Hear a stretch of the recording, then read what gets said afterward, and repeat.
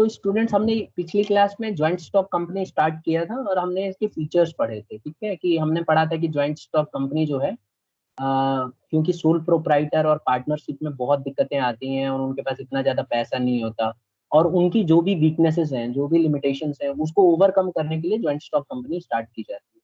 फिर हमने इसका डेफिनेशन भी पढ़ा कि इसमें जो है एक वॉलंटरी एसोसिएशन है, जिसके अंदर बहुत सारे लोग मिलके एक सेपरेट लीगल एग्जिस्टेंस भी होता है इसका, और बहुत सारे लोग मिलके काम करते हैं, और ये ना हमेशा चलती रहेगी। और इसकी एक कॉमन सील है, जिसके बारे में अभी एक स्टूडेंट ने क्वेश्चन किया कि सर कॉमन सील जो है क्यों मतलब पहले रखी जाती थी, और उनका लॉजिक भी ठीक है।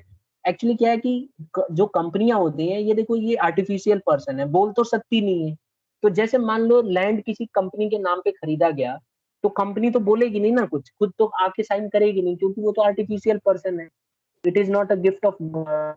तो इसी वजह से कॉमन सील को रखा गया कि भाई कॉमन सील कुछ ऐसा होना चाहिए जिसपे कंपनी का स्टैंप लग जाए, तो हम प्रूफ हो जाए कि हाँ, कंपनी ने इसके साथ एक्सेप्टेंस कर दिया है। तो पहले कॉमन सील का इस्तेमाल होता था। फिर इसको कोर्ट में किसी ने मतलब क्लेम किया कि क्योंकि कंपनी एक आर्टिफिशियल पर्सन है, तो कॉमन सील का होने का ना होने का कोई फर्क नहीं पड़ता, क्योंकि अगर कोई गलत व्यक्ति कॉमन सील को लगाएगा तब भी तो कंपनी नहीं रोकेगी। तो कंपनी का कहाँ यहाँ पे बीच में आ रहा है इन्वॉल्वमेंट। तो इसीलिए कोर्ट ने इसको जस्टिफाइबल माना, और कोर्ट ने कहा वर्डिक्ट में कि ठीक है, आगे से कॉमन सील का होना जरूरी नहीं है। तो 2013 एक्ट के अंदर ही अमेंडमेंट किया गया है कि कंपनीज एक्ट 2013 से पहले भी एक्ट थे, उसमें लागू होता था कॉमन सील। बाद में कॉमन सील को हटा दिया गया है। तो अब कंपनी को ये बोला गया है कि आपकी मर्जी है, अगर कोई कंपनी कॉमन सील लगाना चाहे तो लगाए, नहीं लगाना चाहे तो ना लगाए, कंपनी की मर्जी है। तो हमने एक फीचर पढ़ा था। अब इससे पहले मैं बता दूं, हमने बहुत सारे एक्ट हैं। देखो, कंपनी के अंदर एक एक्ट नहीं है, आज से पहले भी बहुत सारे एक्ट रहे हैं। 1866 में एक एक्ट था, जिसको हम बोलते हैं इंडियन कंपनीज एक्ट 1866। फिर 1882 में एक नया एक्ट आया। फिर 1913 में एक नया एक्ट लेके आए। फिर 1942 में भी एक नया एक्ट आया। फिर 1956 वाला एक्ट कम से कम कुछ नहीं तो 4 डेकेड तक चला है, मतलब 5, इनफैक्ट कई डेकेड तक चला है, आप 6 डेकेड मान के चलिए। उसके बाद 2013 में हमारा एक नया एक्ट आ गया, जिसको हम बोलते हैं कंपनीज एक्ट 2013। तो ऐसा नहीं है कि पीछे वाले एक्ट बेकार हो गए, वो सब एक्ट क्योंकि वो उतना कंप्लाई नहीं कर पा रहे थे, तो नया एक्ट बनाया जाता है जिससे कि रूल्स रेगुलेशंस को चेंज कर दिया जाए। और जैसे 2013 का एक्ट आया, तो इसमें भी बदलाव होगा, अभी भी चल रहा है बदलाव। जब भी कोई कमियां लगेंगी तो उसमें चेंजेस किए जाते हैं, उसको हम बोलते हैं अमेंडमेंट कर देना। जैसे कॉमन सील के अंदर अमेंडमेंट किया गया कि भाई कॉमन सील होना जरूरी नहीं है, तो अब हटा दिया उसको। तो यही हम फीचर्स में पढ़ते हैं। जो फीचर्स हमने कल पिछली क्लास में पढ़ा, आर्टिफिशियल पर्सन, इसमें हमने यही पढ़ा कि कंपनी जो है भगवान की बनाई हुई नहीं है, हमने उसको बनाया है, हमने क्रिएट किया है, और कानून ने उसको बनाया है। तो कानून ही उसको हटा सकता है और कोई उसको हटा नहीं सकता। ठीक है। तो ये क्योंकि ये आदमी की तरह बिहेव करती है, लोगों को जॉब देती है, लोगों को निकाल देती है, जमीन अपने नाम से खरीद लेती है, बेच देती है, तो इसीलिए इसको आर्टिफिशियल पर्सन कहा गया है। लेकिन ये गिफ्ट ऑफ गॉड नहीं है, तो इसीलिए इसे हम आर्टिफिशियल कहते हैं। Is it clear? फिर हमने एक और पढ़ा था, सेपरेट लीगल एंटिटी, जिसमें अपने नाम से ये खरीद सकती है, बेच सकती है। आप देखो, कंपनी ना अपने नाम से कुछ भी ट्रांजैक्शन कर सकती है, बहुत बड़े बड़े कॉन्ट्रैक्ट्स करती है, हजारों हजार करोड़ के कॉन्ट्रैक्ट्स होते हैं। तो अब जैसे मान लो किसी कंपनी ने कॉन्ट्रैक्ट लिया कि हम यहाँ पे डैम बनाएंगे। ठीक है, तो अगर वो डैम नहीं बनेगा तो उसके खिलाफ केस होगा। ठीक है, अगर उससे कोई नुकसान होता है, लोगों को डैमेज होता है, तो कंपनी को भरना पड़ेगा वो पैसा। अगर वहां के एम्प्लॉय की डेथ होती है तो कंपनी को पे करना पड़ता है। तो इसीलिए इसका सेपरेट लीगल एंटिटी है, ओनर से कोई लेना देना नहीं है इसको। ओनर आए जाए इससे कोई फर्क नहीं पड़ता। ठीक है। फिर फॉर्मेशन, कंपनी की जो फॉर्मेशन है, ये बहुत ही टाइम कंज्यूमिंग है और एक्सपेंसिव प्रोसेस है। इसके अंदर जो है बहुत सारे डॉक्यूमेंट्स बनाए जाते हैं, और हम आगे चल के इन डॉक्यूमेंट्स के बारे में डिटेल में पढ़ेंगे कि इसके अंदर बहुत सारे डॉक्यूमेंट्स बनाए जाते हैं। इसको रजिस्ट्रेशन कराना कंपलसरी है कंपनीज एक्ट के अकॉर्डिंग। ठीक है। तो इसमें प्रीवियस लॉज भी काउंट होते हैं। फिर चौथा आता है परपेचुअल सक्सेशन। अगर आप देखेंगे तो joint stock company perpetual succession है, मतलब कंपनी जो है लॉ के द्वारा ही बनाई गई है, लॉ ही इसको हटा सकता है और कोई दूसरा हटा नहीं सकता। इसके जितने मेंबर हैं, पार्टनर्स हैं, जो भी, पार्टनर्स तो नहीं कहना चाहिए, जितने मेंबर हैं और ओनर हैं, अगर उनकी डेथ भी हो जाती है, इंसॉल्वेंसी भी हो जाते हैं, तो पार्टनर मतलब जो बिजनेस है ज्वाइंट स्टॉक कंपनी, ये चलती रहेगी, कभी बंद नहीं होगी। और रही बात कंट्रोल की, तो मैंने आपको पिछली क्लास में ही बताया था कि इसका जो कंट्रोल है बोर्ड ऑफ डायरेक्टर्स के हाथ में होता है। कुछ जितने भी शेयर होल्डर्स होते हैं और ओनर्स होते हैं वो सब मिलके बोर्ड ऑफ डायरेक्टर्स को सेलेक्ट करते हैं, और कोई भी बड़े बड़े जो फैसले होते हैं वो बोर्ड ऑफ डायरेक्टर्स लेते हैं। तो सारा का सारा कंट्रोल बोर्ड ऑफ डायरेक्टर्स के हाथ में होता है रादर देन एक इंडिविजुअल के हाथ में। ठीक है। इसी तरह से अगर हम लाइबिलिटी की बात करें तो लाइबिलिटी जो है सभी मेंबर्स की लिमिटेड होती है। मतलब अगर आपने किसी कंपनी के शेयर खरीद रखे हैं तो आप उसके मेंबर बन जाएंगे, मतलब मेंबर बन जाएंगे, और आप जब मन करे आप उसको बेच भी सकते हैं अपने शेयर मार्केट में। ठीक है। और अगर मान लो आपकी कंपनी डूब भी जाती है ना तो आपके उतने ही पैसे डूबेंगे जितना आपने पैसा उसमें लगाया हो। या तो आपका जो भी पैसा लगा हुआ है, जैसे मान लो जो भी इतना हिस्सा लगा हुआ है आपकी पूरी कंपनी में, तो इतना हिस्सा ही आपका निकलेगा बस। फिर आता है कॉमन सील। मैंने समझा ही दिया कि हर एक कंपनी के पास कॉमन सील होती है, आज की भी डेट में होती है, बहुत ज्यादा कंपनियां लगाती भी हैं, लेकिन अब उतना जरूरी नहीं है, मतलब एक कंपलसरी एक्ट नहीं है।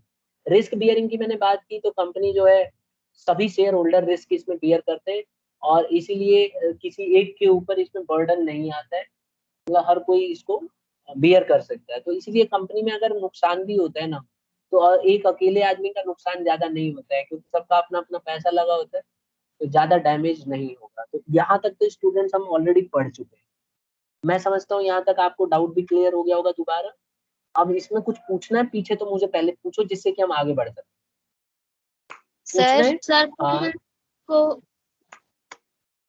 One by one. हाँ सर पहले एक, हाँ बोलो। सर कॉमन सील को रिप्लेस करने के लिए दूसरा ऑल्टरनेटिव क्या लाया गया था? देखो होता क्या है ना, जैसे मान लो, देखो आपको पता है कि बड़ी बड़ी कंपनियां रोज कॉन्ट्रैक्ट बनाती हैं, बहुत बड़े बड़े कॉन्ट्रैक्ट बनाती हैं। तो कॉन्ट्रैक्ट जब बनाती हैं कंपनियां, तो उसमें जो वहाँ का ऑफिसर होता है उस समय, जो भी ऑफिसर होगा या मतलब जो सीनियर जो लोग होते हैं, उन लोगों को बड़े बड़े फैसले लेने होते हैं। तो जब वो अपना डिसीजन ले लेते हैं ना, तो पहले क्या होता था, डिसीजन के ऊपर ना कंपनी का एक सील लगा दिया जाता था। और ना सील जो है इंक वाली सील नहीं होती है बेटा, जैसे आप ये स्क्रीन पे देख रहे हैं ना, इसी तरह से उभरता हुआ उस पर लिख दिया जाता है। और कंपनी के जो सीएस होता है ना, कंपनी सेक्रेटरी, उसके पास ये सील जमा होती है, ध्यान रखना। कंपनी सेक्रेटरी अगर आप कोर्स करोगे, कंपनी सेक्रेटरी अगर आप बन जाओगे, तो ये सील का कमांड आपके पास होता है। तो ये सील जो है बड़े बड़े लोगों के पास ही होती है, सबके पास अथॉरिटी नहीं होती है, और बकायदा इसको लॉकर में रखा जाता है, तो इसका इस्तेमाल वहीं पे किया जाता है। ठीक है। तो आप अगर कॉमन सील लगा देंगे तो ये मान लिया जाता है कि कंपनी का साइन हो चुका है, और आगे चल के उस पर कोई भी मान लेते हैं विवाद होता है या कोई भी कंट्रोडिक्शन होती है, तो उसका केस जो है कंपनी लड़ेगी, ना कि वो लड़ेगा जिसने उस पर साइन किया है। ठीक है। आगे बात समझ में? Yes sir. और साइन मतलब ना सील लगा के जो भी ऑथोराइज्ड पर्सन होता है वहां पे, वो वहां पे साइन कर देता है। तो साइन करने से ये पता चल जाता है कि वो उस समय था, लेकिन इसकी क्या गारंटी है कि वो हमेशा रहेगा? क्या पता वो साइन करके अचानक हार्ट अटैक आ जाए और ऊपर चला जाए, तो क्या कंपनी उसको मानेगी? नहीं, मानना पड़ेगा, क्योंकि कंपनी का स्टैंप लग गया है। अब आप सोच रहे होंगे कि सर अब तो स्टैंप लगेगा ही नहीं, तो बेटा वहां पे वो सिर्फ साइन भी कर देगा ना तो माना जाएगा, क्योंकि अब कॉमन सील का होना ना होना बराबर ही कर दिया। फिर भी ज्यादातर कंपनियां साइन अभी भी मतलब स्टैंप अभी भी लगा रही हैं, कॉमन सील का यूज करती हैं। और कोई क्वेश्चन? सर मेरी बुक में एक और पॉइंट भी दे रखा है, ट्रांसफरेबिलिटी ऑफ शेयर्स। हाँ, हाँ मतलब क्या फीचर में? ये यस सर, फीचर्स में। हाँ ठीक है बेटा, ट्रांसफरेबिलिटी ऑफ शेयर्स में क्या होता है कि ज्वाइंट स्टॉक कंपनी के जो शेयर्स है ना, ये आप ट्रांसफर कर सकते हो, किसी और के नाम पे भी दे सकते हो। ठीक है। आप किसी भी समय इन शेयर्स को किसी और को भी दे सकते हो, वो दूसरा आदमी दूसरे को दे सकता है, वो तीसरे को दे सकता है। तो ट्रांसफरेबिलिटी ऑफ शेयर्स होते हैं, एक शेयर दूसरे को ट्रांसफर किया जा सकता है। Am I clear? जैसे मान लो, जैसे सपोज करो मेरे पास इस समय पंजाब नेशनल बैंक के कुछ शेयर्स है, ठीक है, और इस समय उनका जो प्राइस चल रहा है और नियर अबाउट 40 रुपीज, 40 रुपीज कुछ पैसे है, ठीक है, 41 रुपीज समथिंग है। अब मान के चलते हैं कि मैंने 1,000 शेयर्स खरीदे हुए, तो 1,000 इंटू 41 कर लो, ठीक है, तो कितना हो जाएगा? 4,10,000 समथिंग। 41,000 4,10,000। 41,000। हाँ, तो इतने रुपए अगर मुझे किसी को पे करने हैं ना, तो मैं उसको अपने शेयर्स दे सकता हूँ कि यार ले ट्रांसफर कर देता हूँ तेरे में, तो वो शेयर्स उसको मैं ट्रांसफर कर सकता हूँ। तो शेयर्स जो है ट्रांसफरेबल होते हैं, आप कभी भी अपने शेयर्स को किसी और को दे सकते हैं। ये इसका एक फीचर है। कोई भी व्यक्ति वॉलंटरी एसोसिएशन है, शुरू में ही बताया ना, कोई भी आ सकता है और कोई भी जा सकता है। अगर मेरे पास शेयर है तो मैं अपने शेयर को कभी भी बेच सकता हूँ। मान लो आप भी आगे चल के शेयर्स खरीदते हो, तो अगर आपने 1 लाख का शेयर खरीदा हुआ है तो आप कभी भी उसको बेच सकते हो, अगर उसका प्राइस बढ़ जाए या घट जाए, जब भी आपको डिजायरेबल लगे। ठीक है, और कोई Yes. क्वेश्चन, और कोई क्वेश्चन बेटा? बोर्ड ऑफ डायरेक्टर में जो रहते हैं वे इलेक्ट कहाँ से होते हैं? बहुत अच्छा क्वेश्चन है। जो बोर्ड ऑफ डायरेक्टर्स होते हैं इनको इलेक्ट किया जाता है जो शेयर होल्डर्स होते हैं उनके द्वारा। देखो, हर एक कंपनी में ना शेयर होल्डर होते हैं। सबसे पहले जब कंपनी स्टार्ट होती है तो उस समय तो एक प्रोमोटर कहलाता है, जिसके दिमाग में आइडिया आती है कि मुझे बिजनेस स्टार्ट करना है, तो वो बोर्ड ऑफ डायरेक्टर को सेलेक्ट करता है, अपने दोस्त को बना सकता है या किसी भी व्यक्ति को रख सकता है।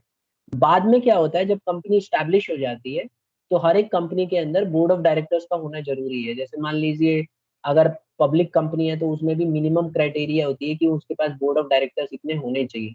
तो अगर उसके पास मान लेते हैं कि 4 बोर्ड ऑफ डायरेक्टर हैं, 10 भी हो सकते हैं, 15 भी हो सकते हैं, तो बोर्ड ऑफ डायरेक्टर्स कुछ चुनने वाले शेयर होल्डर्स होते हैं जिन्होंने कंपनी के अंदर शेयर्स लगाए। तो जो बड़े बड़े शेयर होल्डर्स होते हैं, जिनके पास ज्यादा शेयर्स होते हैं, उनके पास अथॉरिटी होती है, तो कंपनी उनको बोर्ड मीटिंग में बुलाती है। और बोर्ड ऑफ डायरेक्टर्स, इसमें क्या होता है, एनुअल जनरल मीटिंग बैठती है और उसमें आपको शेयर होल्डर, उसमें आपको ना बोर्ड ऑफ डायरेक्टर्स को चुनना होता है। तो इसकी बकायदा हर साल बोर्ड ऑफ डायरेक्टर्स की एक, मतलब इसकी ना एनुअल जनरल मीटिंग होती है हर साल। और हर साल आपको बोर्ड ऑफ डायरेक्टर्स को बढ़ा सकते हो, किसी को ऐड कर सकते हो, किसी को निकाल सकते हो। अगर परफॉर्मेंस अच्छी नहीं है तो पुराने बोर्ड ऑफ डायरेक्टर्स को शेयर होल्डर्स उसमें से निकाल देते हैं कि भाई आप अच्छा काम नहीं कर रहे हैं, आप हट जाएं, दूसरे को आने दें। ऐसे हो सकता है। ये मेंबर्स को इलेक्ट करना हो। ठीक है, यस सर। अभी सर आप ना, बोर्ड हाँ sir board of directors share holders के अलावा कोई और भी हो सकते हैं? बिल्कुल हो सकते हैं, बाहर का कोई पर्सन भी हो सकता है, लेकिन जनरली जो बोर्ड ऑफ डायरेक्टर्स होते हैं वो शेयर होल्डर्स में से ही कोई एक होता है। ठीक है, कई बार बोर्ड ऑफ डायरेक्टर्स में ज्यादातर ओनर्स रहते हैं, प्रोमोटर्स रहते हैं, बट ऐसा कोई गोल्डन रूल नहीं है, हार्ड एंड फास्ट रूल नहीं है। लेकिन आप देखेंगे कोई भी पर्सन बाहर के आदमी को जल्दी बोर्ड ऑफ डायरेक्टर नहीं बनाना चाहेगा, जिसका शेयर्स लगा हुआ है उसी को बोर्ड ऑफ डायरेक्टर बनाया जाता है। तो इसीलिए आप हमेशा देखेंगे कि जो ओनर्स होते हैं कंपनी के या मेंबर्स होते हैं, वो ही लोग चुनते हैं बोर्ड ऑफ डायरेक्टर्स को, और इन्हीं को हम मैनेजमेंट कहते हैं। बड़े बड़े जितने भी कंपनी के फैसले होते हैं ये सब बोर्ड ऑफ डायरेक्टर बैठ के एनुअल जनरल मीटिंग वाले दिन लेते हैं, और इन्हीं के फैसले को माना जाता है। ऐसा नहीं है कि ओनर अकेला फैसला ले लेगा और उसकी बात को मान लेंगे। जैसे रिलायंस कंपनी है, तो रिलायंस कंपनी के अंदर जो बोर्ड ऑफ डायरेक्टर्स हैं वही बड़े बड़े फैसले लेंगे, और सब पूरा एक टीम होती है बोर्ड ऑफ डायरेक्टर्स की, जो मेजोरिटी होती है उसी की बात मानी जाती है। ठीक है, और ये सर और बोर्ड ना, ऑफ हाँ डायरेक्टर्स और बोलिए। owners को सेम प्रॉफिट मिलता है? देखो, बोर्ड ऑफ डायरेक्टर्स जो होते हैं ना, ये कुछ मेन लोग होते हैं, चुनिंदा लोग जिनको चुना गया हो, तो इनको अच्छा खासा, मतलब मैनेजमेंट के पार्ट हो गया ना ये, तो इनकी मतलब इनकम बहुत ज्यादा अच्छी होती है। इनको अलग से सर ओनर ही तो हाँ, सर ओनर ही तो चुनता होगा ना, जैसे शेयर होल्डर्स को, कि हम इसको नहीं बोर्ड नहीं ऑफ। नहीं नहीं, बिल्कुल नहीं। शेयर होल्डर तो कोई भी बन सकता है। मैं आपको बता तो रहा हूँ कि मैं भी स्टॉक्स मैंने कुछ खरीदे हुए हैं। जैसे मान लो अभी आप भी खरीद सकते हो 18 ईयर्स के होने के बाद, या आपके पेरेंट्स, जैसे मान लो पापा हैं आपके, तो अगर वो बैंक में पैसा जमा कर रहे हैं तो आप उनको कन्विंस कर सकते हो कि पापा आप शेयर्स खरीद लें, शेयर्स में आपको ज्यादा फायदा होता है ना। तो अगर मान लो आप किसी कंपनी के शेयर खरीदते हो तो आप शेयर होल्डर बन जाओगे ऑटोमेटिकली, और ये तो मिनटों का काम है, ज्यादा आपको कुछ नहीं करना है। इसके लिए आपको डीमैट अकाउंट ओपन कराना होता है। आजकल तो ऐप्स आए हुए हैं, आप किसी भी ऐप, मतलब जो आजकल ऐप आए हैं वो ऐप में आपको बस ओपन करना होता है, आपसे ऑथेंटिकेशन लेगा, आपका अकाउंट नंबर वगैरह ज्वाइन कराता है, पैन नंबर चाहिए और आपका अकाउंट ओपन हो जाता है, फिर आप शेयर्स खरीद बेच सकते हो। हाँ, ये है कि आपका एक बैंक अकाउंट होना चाहिए, और फिर आप अकाउंट ओपन करके स्टार्ट कर सकते हो। तो you can be a member or you can be a shareholder of a company very easily. इसमें आपको कोई रोक नहीं सकता। Is it clear? Yes sir. ठीक है। तो आप देखेंगे इस तरह के, अभी जैसे जोमेटो के देखो आईपीओ निकले हुए, इनिशियल पब्लिक ऑफर, तो अभी आप उसको भी खरीद सकते हो, ठीक है। अब कंपनी की मर्जी है, अब जो इनिशियल पब्लिक ऑफर में शुरुआत में पैसा बहुत सारा कलेक्ट कर रही है, कई हजार करोड़ कलेक्ट कर रही है, तो उसमें उसके शेयर्स का एक फिक्स रेट रखा जाता है कि भाई इतना है रेट, आपको खरीदना है तो आप बोली लगा के खरीद सकते हो। अगर कंपनी आपको बेच देगी तो जैसे ही स्टॉक एक्सचेंज में वो आएगा, उसका रेट डबल भी हो सकता है, घट भी सकता है, तो आप उसके मेंबर बन जाओगे, आप शेयर होल्डर बन जाओगे डायरेक्टली। अब आप जब भी बोर्ड ऑफ डायरेक्टर्स की मीटिंग होगी, अगर आपने ज्यादा शेयर्स खरीदे होंगे, तो कंपनी को डिसाइड करना होता है, बोर्ड ऑफ डायरेक्टर्स को डिसाइड करना होता है कि कितने लोगों को बुलाना है एनुअल जनरल मीटिंग में। तो उसी हिसाब से वो लोग बुलाते हैं कि जिनका ज्यादा पैसा लगा हुआ है, जो ज्यादा बड़े बड़े शेयर होल्डर्स हैं, उन्हीं को बुलाएंगे, तो ऑर्डर तरीके से बुलाया जाता है। तो अगर आपने बहुत ज्यादा पैसा लगा रखा होगा तो बोर्ड ऑफ डायरेक्टर्स की मीटिंग में आप हिस्सा ले सकते हो, और आप भी अपना जो है वोट दे सकते हो। जैसे आप मान लो बोर्ड ऑफ डायरेक्टर का चुनाव हो रहा है, आपको लग रहा है कि ये बोर्ड ऑफ डायरेक्टर सही नहीं रहेगा, तो आप मना कर सकते हो, तो वोटिंग में अगर उसको ज्यादा वोट नहीं मिलेंगे तो हार जाएगा, वो नहीं बन सकता, ठीक है। Yes sir. सर। ठीक है, वैसे आपको ना बोर्ड ऑफ डायरेक्टर्स की जो मीटिंग होती है ना, एनुअल जनरल मीटिंग, इसकी वीडियोज आपको यूट्यूब में मिल जाएंगी, बहुत रेयर छोटी मोटी कंपनियों को मिलेगा, अच्छी कंपनियों को जल्दी नहीं मिलती, क्योंकि ये बहुत कॉन्फिडेंशियल होता है, ये बाहर लीक नहीं किया जाता। लेकिन फिर भी जो छोटे छोटे बेसिक चीजें हैं वो आपको थोड़ा यूट्यूब में मिल जाएगा। अगर किसी सीएस को अलाउ किया होगा कंपनी ने, तो वो रिकॉर्डिंग वो करके दे सकता है, देते हैं कई लोग। लेकिन काम की चीजें जो मीटिंग में डिस्कशन होता है, एजेंडा होता है, वो नहीं मिलेगा आपको। आजकल तो ऑनलाइन मीटिंग भी होती है, आप देखोगे कई इंफोसिस कंपनी है वो ऑनलाइन एनुअल जनरल मीटिंग करती है शुरू से ही। तो उसमें आपके पास एक कोड भेज देंगे और आप ऑनलाइन घर बैठे बैठे उस मीटिंग को अटेंड कर सकते हो। तो इस तरह के बहुत सारे ऑप्शन हैं जहां आप बोर्ड ऑफ डायरेक्टर्स को चुन सकते हो, और बोर्ड ऑफ डायरेक्टर्स को जब आप चुन लेते हो ना, तो वही लोग सारा का सारा कंट्रोल करते हैं, डिसीजंस लेते हैं बड़े बड़े। तो इसीलिए हम कह सकते हैं कि इसका एक खास फीचर ये है कि इसका कंट्रोल बोर्ड ऑफ डायरेक्टर्स के द्वारा होता है, जो कि चुने गए होते हैं शेयर होल्डर्स के द्वारा या मेंबर्स ऑफ कंपनी के द्वारा, और सारा का सारा मैनेजमेंट इनके हाथ में होता है। Am I clear now? Yes sir. ठीक है, आप बताइए और कुछ पूछना है? एनीबडी? चलिए ठीक है, तो आगे बढ़ जाते हैं बेटा। अब हम आज इसके ना एडवांटेजेस पढ़ेंगे कि इसके फायदे क्या हैं। देखिए, सबसे पहला मैंने आपको बार बार रिपीट किया है कि जो फीचर्स होते हैं ना, या तो वो एडवांटेज होते हैं या डिसएडवांटेज होते हैं। तो जितने भी आप फीचर्स पढ़ते हैं, वो सब एडवांटेज और डिसएडवांटेज में यूज कर सकते हैं अपना कॉमन सेंस यूज करके, ठीक है। और हमेशा याद रखना, कोई भी एडवांटेज फीचर बन जाए अगर आप उसको ढंग से एक्सप्लेन करो। अब देखिए जैसे ये है, हमने फीचर में भी पढ़ा था लिमिटेड लायबिलिटी, और सेम यही पिक्चर मैंने लगाया हुआ था वहां पे भी। तो लिमिटेड लायबिलिटी में हमने क्या पढ़ा था कि हर एक जो मेंबर होता है, जो शेयर होल्डर होता है, उसकी लायबिलिटी लिमिटेड होती है। अगर कंपनी मान लो डूबती है तो उसका उतना ही पैसा डूबेगा जितना उसने बिजनेस में लगाया है। तो ये एडवांटेज बन गया, ठीक है। हाँ, तो इसको हम यही एक्सप्लेन करेंगे कि one of the advantage of joint stock company is the shareholder who has invested the money is liable for only that much amount of shares what he has invested. If somehow company is insolvent या company wind up हो जाती है, if the company gets wind up, then only that share will be only the loss will be of that much amount what he has invested into the company. तो जितने का उसने share खरीदा है, लगाया है, उतना ही उसका नुकसान होगा, उससे ज्यादा उसको अलग से घर से भरने की जरूरत नहीं है। आई होप क्लियर हो गया होगा पॉइंट ये। नेक्स्ट सर देखो, हाँ बोलो बोलो, किसी बच्चे ने पूछना था कुछ? No sir. ठीक है, अब एक बच्चे ने फीचर में कहा था ना मुझे कि सर ट्रांसफर ऑफ शेयर्स है, तो मैंने ये पॉइंट वहां नहीं रख के यहाँ रख दिया। अब इसको आप वहां यूज कर सकते हैं। देखो ट्रांसफर ऑफ शेयर्स, इसको मैं थोड़ा सा बताया था जब उस बच्चे ने पूछा था कि ट्रांसफर ऑफ शेयर्स में क्या होता है कि जो इन्वेस्टर्स हैं, जैसे मैं हो गया, आप हो गए, मान लो आप किसी कंपनी में इन्वेस्ट करना चाहते हो, तो आप कभी भी शेयर्स खरीद सकते हो कंपनी के, और उन शेयर्स को खरीद के रख सकते हो अपने घर में। अब अगर मान लेते हैं कि आप उसको बेचना चाहते हैं या किसी और को, तो आप उसको ट्रांसफर कर सकते हैं और उसको कैश में कन्वर्ट करा सकते हैं। तो आप कभी भी अपने शेयर्स को बेच के पैसा विड्रॉ कर सकते हैं। जब भी शेयर मार्केट खुली रहती है, जैसे अभी इस समय शेयर मार्केट खुल गई है, क्या टाइम हो रहा है, 9:29 हो रहा है ना, 9:20 हो गया। तो 10 बजे के करीब, अब मान लो हमारी शेयर मार्केट जैसे ही स्टार्ट होगी, आप कभी भी शेयर्स को लाइव खरीद सकते हो और बेच सकते हो, ठीक है। तो अगर आप बेचेंगे तो आपके बैंक अकाउंट में जो भी आपका शेयर्स का उस समय रेट चल रहा होगा वो ऑटोमेटिकली शिफ्ट हो जाएगा और उतना पैसा आपको मिल जाएगा। तो हम अपने शेयर्स को ट्रांसफर कर सकते हैं। Investors are attracted to purchase the shares of a company as it can be converted into cash any time. तो जो लोग पैसा लगाना चाहते हैं वो कभी भी शेयर्स को खरीदते रहते हैं, बेचते रहते हैं। तो जब खरीदने के लिए वो ज्यादा रेट जब बढ़ता है तो कई बार अट्रैक्ट हो जाते हैं कि आगे चल के और कमाई हो सकती है, तो वो शेयर्स को खरीदते हैं। इसीलिए हम कह सकते हैं कि यहाँ पे शेयर्स जो है ट्रांसफर किए जा सकते हैं एक शेयर होल्डर से दूसरे शेयर होल्डर के बीच। इसके लिए बेटा प्लेटफॉर्म है, आपको जरूरी नहीं है कि शेयर होल्डर से ही बात करनी है। इसके लिए शेयर मार्केट है, आप कुछ नहीं करना है, आपका एजेंट जो है उसके थ्रू आप कभी भी शेयर्स को बेच सकते हैं। आप उसको फोन कर देंगे तो वो आपके शेयर्स को बेच देगा।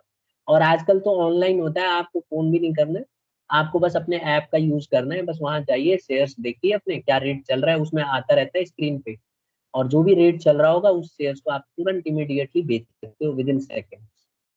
ठीक है, आ गया समझ में यस सर। स्टूडेंट? ठीक है ना। Yes sir. जैसे आप देखो, मैं आपको दिखाता हूँ, चलो देखता हूँ, कोशिश करता हूँ अगर आ जाए तो गूगल पे मार्केट के ना शेयर्स हम देखते हैं एक बार। ये देखिए, सपोज करो मैं किसी एक जोमेटो का ही ले लेता हूँ एग्जाम्पल। ये देखो जोमेटो का आईपीओ आ रहा है, जोमेटो का शेयर प्राइस ये देखिए यहाँ पे आपका स्क्रीन पे खुल गया है ना, आप दिख रहा है स्क्रीन पे सबको बेटा? यस देखो, सर। अब देखो जोमेटो का आज का वन डे का 1660, अब देखो इसके शेयर्स ना 3 रुपए अभी अभी बढ़ गए। देखो अब भी अभी बढ़े हैं, अभी थोड़ी देर पहले ही घाटे में चल रहा था, अभी देखो 3 रुपए प्लस हो गए। तो जिस आदमी ने इस शेयर को खरीदा होगा देखो अभी आपके सामने बढ़ गया, 3 रुपए 30 पैसे से बढ़ गया। तो ये सेकंड, हर सेकंड में बढ़ता रहता है। देखो अब जैसे ही बढ़ेगा फिर से आ जाएगा। अब 5 दिन पहले का देखते हैं, देखो 5 दिन पहले 204 रुपए का नुकसान चल रहा था, देखो ये रहा। अब 1 महीने पहले का देख, 1 महीने पहले 313 रुपए का फायदा चल रहा था। ऐसे ही 6 महीने का देखो, 6 महीने पहले 314 रुपए का था। अगर मैं 1 साल पहले देखूं तो इसका दाम था, देखो ये रहा, इसका दाम था 5212 रुपए। इसी तरह से 5 साल पहले अगर मैं देखूं तो इसका दाम ये था। तो इस तरह से हम किसी भी शेयर का रेट देख सकते हैं, समझे कि नहीं? अब देखो अडानी का देखते हैं, देखो अडानी, अडानी पावर वाला बहुत ज्यादा, मतलब अभी तो घाटे में चल रहा है। लेकिन अभी मैं दिखाता हूँ आपको, अगर किसी बच्चे ने शेयर लगाया होगा, जिसने भी लगाया है बहुत कमा लिया इससे। ये देखिए यहाँ दिखा रहा हूँ, ये देखिए अडानी पावर्स का आ रहा है, आप देखो जरा, ये देखो ये अभी इसके शेयर्स के रेट कितने चल रहे हैं बेटा? 103 रुपए चल रहे हैं, देख रहे हो? ठीक है, 5 दिन पहले आप देखो 103 रुपए था। अगर मैं 1 साल पहले देखूं, मतलब अब ये अडानी में भी कई सारे हैं, 1 मिनट, अडानी पावर की जगह हम कुछ और देख लेते हैं, अडानी पोर्ट्स है वो। देखो इसमें देखना आप, काफी इंटरेस्टिंग डेटा आपको मिलेगा इसका। देखो अगर मैं 1 साल पहले जाऊँ ना तो अब देखो इसके शेयर्स जो है पास्ट रिकॉर्ड्स हैं, ये सारे पहले ही, आज से 5 साल पहले 699 का था। अब आप देखो इसका इसका ना इसी तरह से आप देख सकते हो 699 का है। तो इस तरह से आपको ये दिखाता है, आप ही देखो 30 पैसे ये बढ़ा है। तो इस तरह से आप किसी भी प्राइस को आप देख सकते हैं, किसी भी शेयर्स के प्राइस को 1 साल पहले कितना था, सर अभी ये क्या रेट। 9800 INR इसका क्या मतलब है? ये इस समय अभी रेट चल रहा है, इसका इस समय का ये रेट है। एक शेयर अगर आप खरीदेंगे ना अभी इस समय, तो आपको 982 रुपीज का पड़ेगा, अगर इसी समय आप खरीदना चाहते हैं, समझे?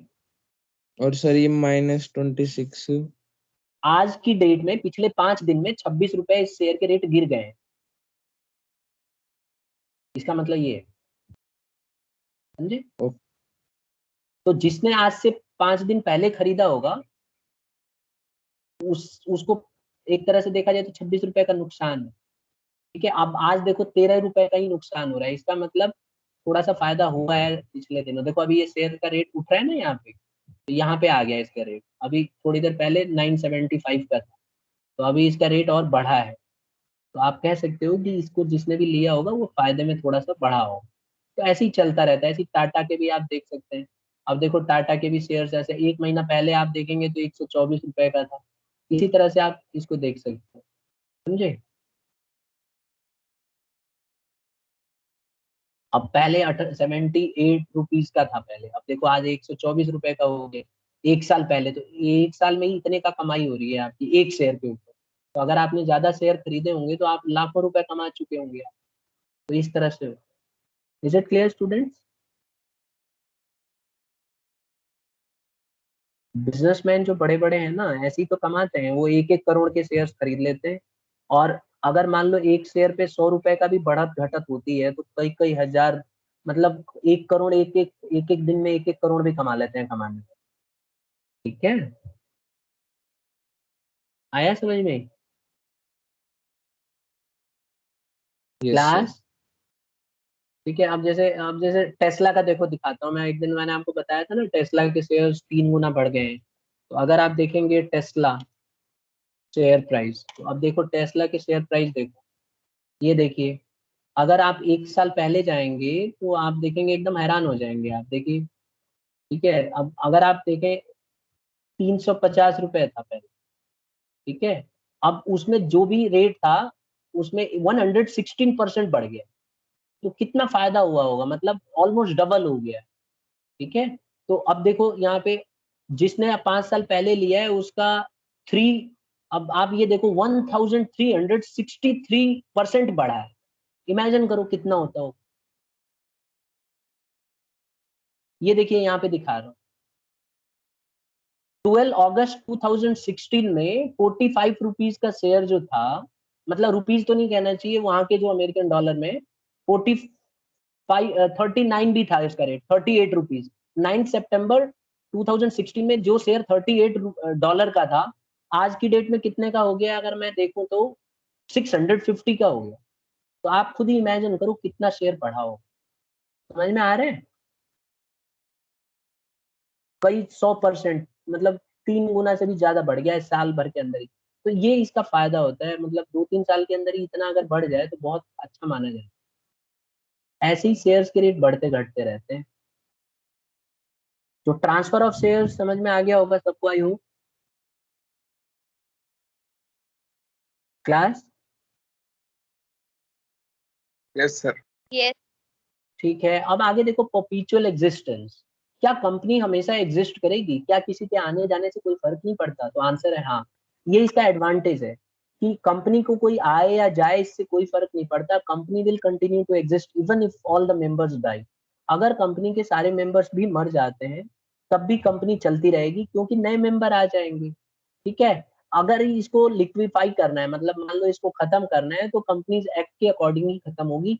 बाकी कोई कोई मालिक इसको खत्म नहीं कर सकता है। और यही अच्छी बात है। देखो बिजनेस के लिए यही नुकसान है।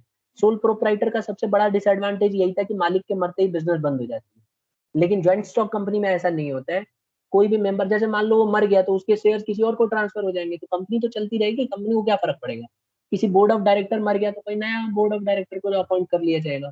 तो कंपनी कभी भी चलती रहेगी। इससे कोई फर्क नहीं पड़ता कि कौन आ रहा है और कौन जा रहा है। तो यही लिखेंगे कि one of the advantages, company is a perpetual existence. Company will continue to exist even if all the members die, and it can only be liquidated if there are as per the provisions of the Companies Act. तो Company Act के provision के हिसाब से ही इसको बंद किया जा सकता है। ठीक है। ये जो लट्टू देख रहे हो कौन सी मूवी में देखा है आपने स्टूडेंट्स? अरे कुछ पूछ रहा हूँ। इंसेप्शन देखी है किसी ने? No, sir. क्लास? नहीं? Yes yes sir. फिल्म है। अरे फिल्म ना है भाई। लेकिन ये लट्टू बहुत काम की चीज है अगर आप देखोगे। चलो खैर छोड़ो, मूवीज देखोगे तो समझ में आएगा। टाइम मिले तो कभी जरूर देखना इंसेप्शन। ठीक है। तो ये कंपनी का मतलब लाइफ टाइम चलती रहेगी, परपेचुअल एग्जिस्टेंस। इसका लिंक है उस मूवी से, इसलिए बोल रहा हूँ। ठीक है। परपेचुअल एग्जिस्टेंस कभी खत्म नहीं होगा, चलता रहेगा चलता रहेगा। ठीक है। आगे बढ़ जाते हैं। Scope for expansion. Scope for expansion में क्या है? देखो बिजनेस की खास बात क्या है कि शेयर इशू करके कंपनी जो है ना बढ़ती जा सकती है। मतलब अभी जैसे मैंने आपको बताया ना आईपीओ जोमेटो का, देखा भी आपने वहां पे स्क्रीन पे, मैंने जब मैं लिख रहा था जोमेटो का तो वहां पे आईपीओ आया भी था। देखो एक बार देख भी लेते हैं जोमेटो का आईपीओ। देखो ये रहा, इसके आईपीओ निकले हुए हैं अगर कोई खरीदना चाहे तो।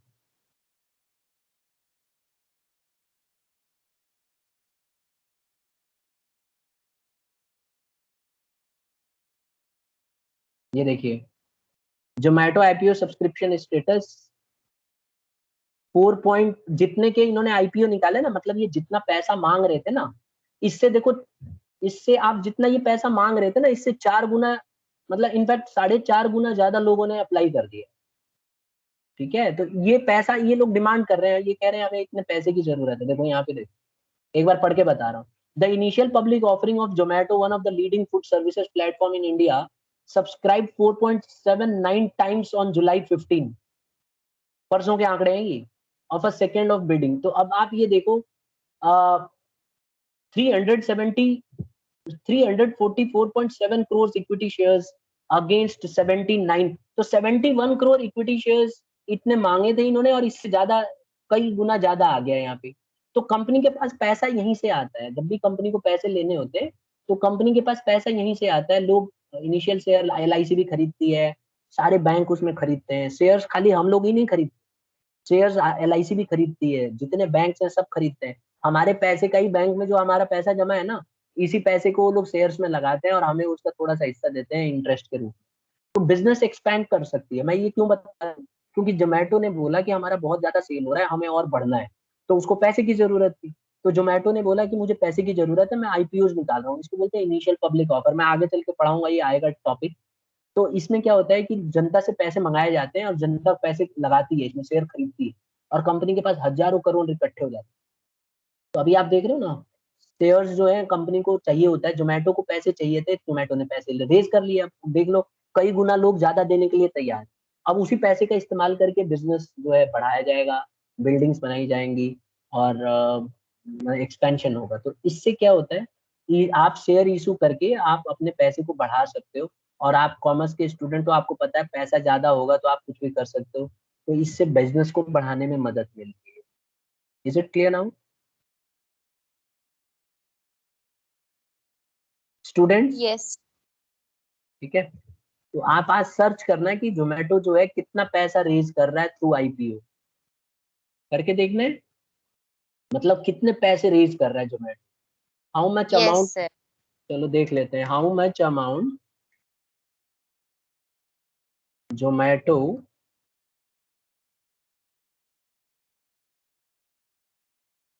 Is raising.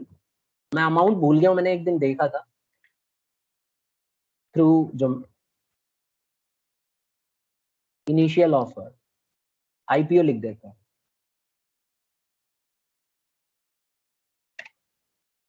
बहुत ज्यादा पैसा, ये देखो यहाँ, the restaurant recovery and food delivery platform aims to raise, देखो ये इतना अमाउंट रेज करना चाहते हैं। देखो कितना पैसा होता है, 9,375 करोड़। कितना इकट्ठा करना चाह रहे हैं? 9,375 करोड़। समझ में आया कितना होता है? क्या इतना पैसा अकेला आदमी कोई लगा सकता है स्टूडेंट्स? No sir. तो इतना नो पैसा सर। ये इतना पैसा ये रेज कर रहा है, देखिए। अब इस पैसे का इस्तेमाल करेगा और घर घर आपके पहुंचाएगा। जोमेटो तो आपने यूज किया ही होगा, किया है सबने? नहीं, इसमें पैसे यस लगाने से सर। फायदा, हाँ, इस ये कंपनी जोमेटो वालों ने बहुत तगड़ा कमाई की है। ठीक है, इसका पढ़ना जोमेटो कैसे स्टार्ट हुआ था, बहुत इंटरेस्टिंग। ठीक है, अगर आप देखेंगे ना, इसके प्राइस भी देख सकते हो आप, कितनी प्राइस है देखो, इसका प्राइस देख रहे हो कितना है? एक जोमेटो के शेयर खरीदोगे तो कितने का पड़ेगा इस समय? 70। 70। हाँ, तो ये हम भी खरीद सकते हैं कि नहीं? सर खरीद सकते हैं। खरीद। आपको लगता है कि 10-12 शेयर खरीदने में कंपनी एक्सेप्ट कर लेगी? इसमें पता है क्या होता है, जैसे मान लो अगर मैं अभी खरीदना चाहूँ, तो ये शेयर अगर मैं अप्लाई करूंगा, तो मान लो मैं 10 शेयर खरीदूंगा तो मेरे 760 रुपए लगेंगे 10 शेयर खरीदने में। तो कई बार कंपनी ना 10 शेयर वालों को मना कर देती है, ऐसा मेरे साथ 1-2 बार हो गया है। अब भाई मान लो आप 100 शेयर खरीदोगे तो कितने कितने पैसे लगेंगे, 7,600 रुपए।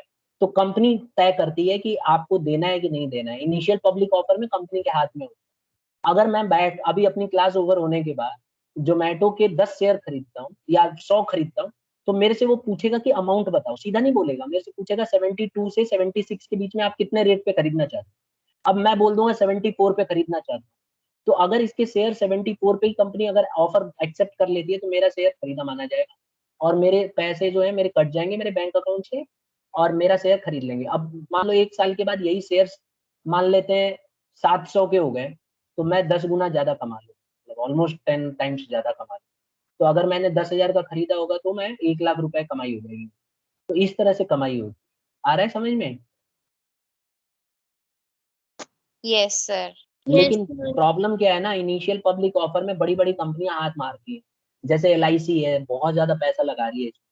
ठीक है, मैं पढ़ रहा था इसमें LIC बहुत ज्यादा इंटरेस्टेड है, बैंक बहुत इंटरेस्टेड है। तो कंपनी भी क्या करती है, ज्यादातर इन्हीं लोगों को ज्यादा देती है, लेकिन कंपनी भी चाहती है हमारे जैसे लोग भी रहे, क्योंकि अगर हमारे जैसे इन्वेस्टर होंगे ना तो कंपनी को इसमें फायदा होता है। मतलब एक आदमी को ही सारे शेयर दे दोगे तो वो तो दिक्कत कर देगा, तो कंपनी चाहती है ज्यादातर लोग खरीदें और कम कम खरीदें। किसी के पास 100 शेयर है, किसी के पास 50 है, किसी के पास 20 है, तो ये ज्यादा अच्छा माना जाता है कंपनी के पॉइंट ऑफ व्यू से। ठीक है, ठीक है। तो क्या हम देखना चाहेंगे कि क्या कंपनी के शेयर सारे सोल्ड आउट हो चुके हैं? तो आंसर है हाँ। जोमेटो के अब मैं नहीं खरीद सकता। Zomato IPO fully sold on day 1 in retail rush. एक दिन पहले की बात है, कल पूरा का पूरा बिक गया है। अब आप खरीदोगे तो नहीं बिकेगा, वो तो हमने पढ़ ही लिया था कि इतना टाइम्स ज्यादा बिक चुका है। तो अब खरीदना बेवकूफी है, अब आप जाएंगे तो मिलेगा ही नहीं ऑप्शन। हाँ, जब लिस्टेड हो जाएगा शेयर तो आप उसको दोबारा खरीद बेच सकते हो, उसमें कोई दिक्कत नहीं है। लेकिन इनिशियल पब्लिक ऑफर के अंदर लिमिटेशंस होती है। अब जब ये मार्केट में लिस्ट हो जाएगा तो आप इसको कभी भी खरीद बेच सकते हो, क्योंकि ट्रांसफर हो सकता है सिर्फ। तो कोई भी बेचेगा, कोई खरीदेगा, ये सब चलता रहेगा। आ जाए टॉपिक पे। तो मेरे ख्याल से समझ गए होंगे कि स्कोप फॉर एक्सपेंशन बहुत ज्यादा होता है जॉइंट स्टॉक कंपनी के अंदर। एक और है प्रोफेशनल मैनेजमेंट। देखो कंपनी के अंदर जो है प्रोफेशनल मैनेजमेंट माना जाता है, क्यों? क्योंकि इसमें बोर्ड ऑफ डायरेक्टर्स को चुना जाता है और वो बहुत ही स्किल्सफुल होते हैं। तो बोर्ड ऑफ डायरेक्टर्स आप अच्छे ही चुनोगे जिनको नॉलेज होती है, तो आप उन्हीं को चुनोगे और वो बहुत नॉलेजेबल लोग होते हैं। ठीक है, तो आज हम एडवांटेज ही खाली पढ़ रहे हैं, अगली क्लास में हम इसके लिमिटेशंस पढ़ेंगे स्टूडेंट्स। तो आपने एडवांटेजेस इसके समझ लिए होंगे पांचों। आप कोई भी फीचर में जो आपको लगता है एडवांटेज है वो भी ऐड कर सकते हैं अपने नोटबुक में। तो आज इतना ही पढ़ते हैं, नेक्स्ट क्लास में हम इससे आगे कंटिन्यू करेंगे।